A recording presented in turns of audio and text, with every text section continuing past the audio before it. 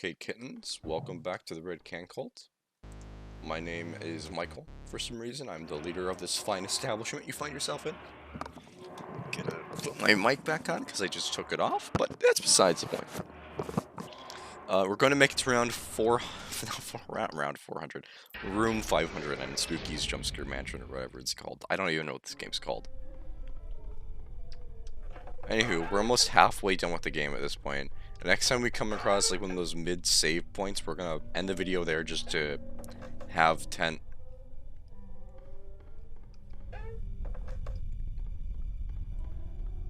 Also, I know I talked about this in some of the earlier cult meetings, or cult gatherings, I should really start calling them.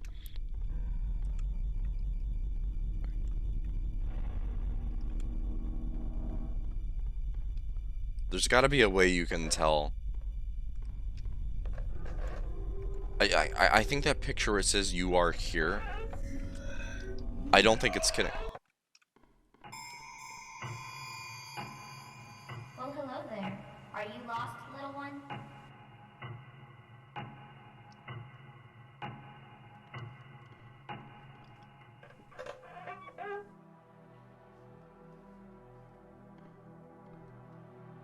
Hey.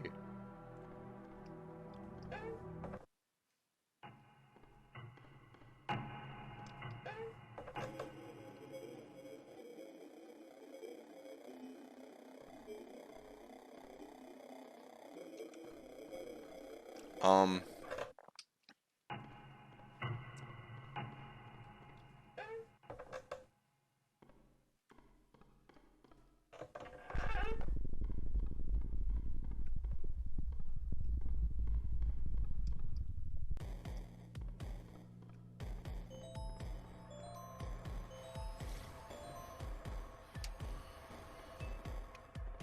what the fuck was on the wall?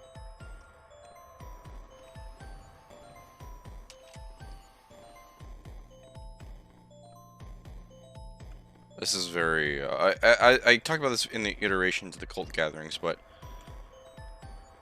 this game's not scary, it's just very unsettling. Because, like, in the first 100 rooms, it definitely gets you used to, like, this idea of, oh, cuteness, and, oh, this game's really not that terrifying. But, like, the moment something goes out of place, you just start to, like, say this isn't right, because you've already determined what was right, or what was normal, and then the moment they start changing that just even a little bit, I think that's where everything starts to, like, build upon itself. Whereas most horror games, you know, like, you start out with, like, oh, everything's already fucking wrong and everything. You know? Jesus Christ.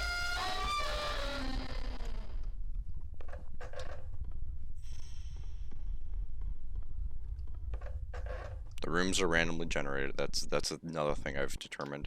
So yeah, like you know, this game, I think the beauty of it is that, like, it definitely starts you off with a sense of familiarity, and then it just, like, topples that on its head. Not completely, and not as fast as, like, other games.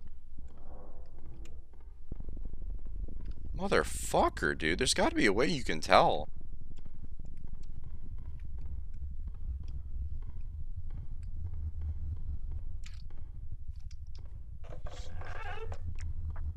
It's something I definitely have never experienced in a horror game before.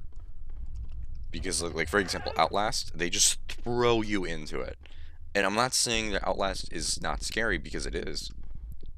But for example, like, Five Nights at Freddy's not security breach, Help Wanted, like, one thing I've loved about that, or just doing it, is, like, it is terrifying. But, like, it's terrifying, like, not in, like, oh, just jump scare way, just being in that situation, and the VR really complements that, you know?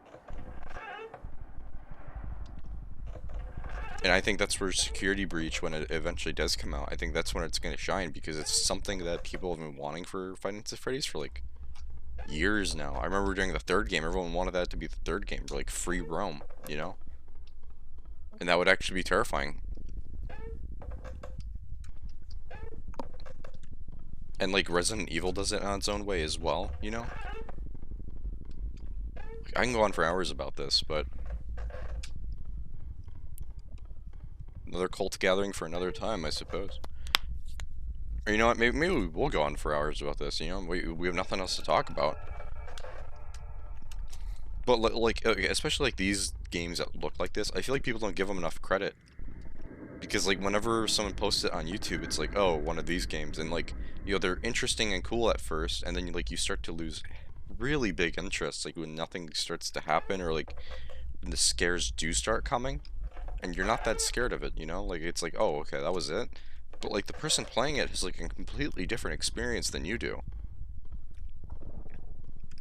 I'm not saying that's a bad thing or like you're not really understanding the full experience because like in a way you are, but like from another perspective, and that's the beauty of like watching versus playing, you know?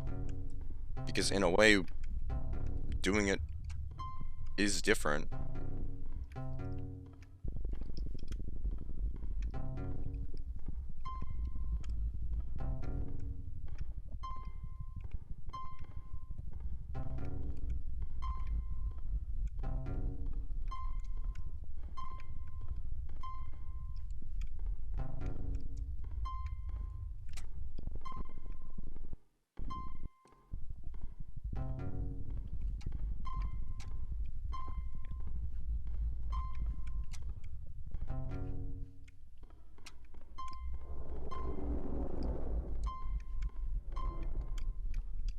I've learned how that room works.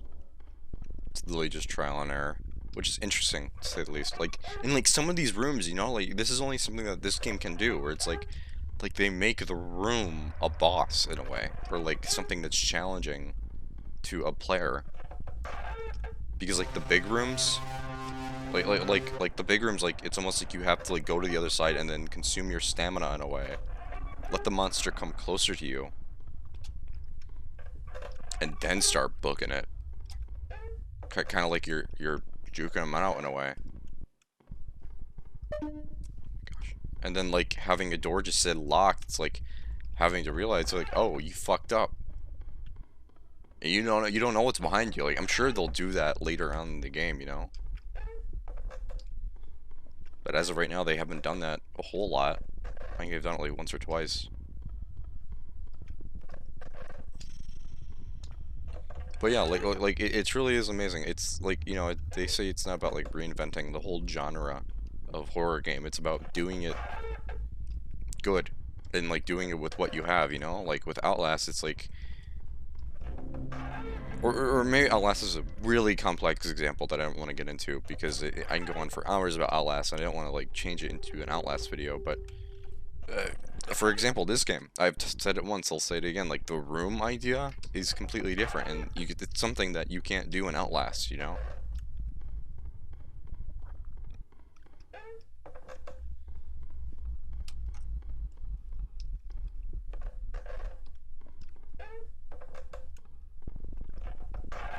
And like another example is Doki Doki Literature Club.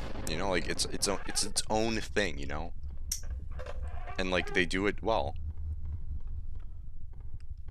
Same with Finance at Freddy's, you know? Same exact thing. It's about making the most of what you have, I think. And yeah, that goes with life, I suppose, you know, like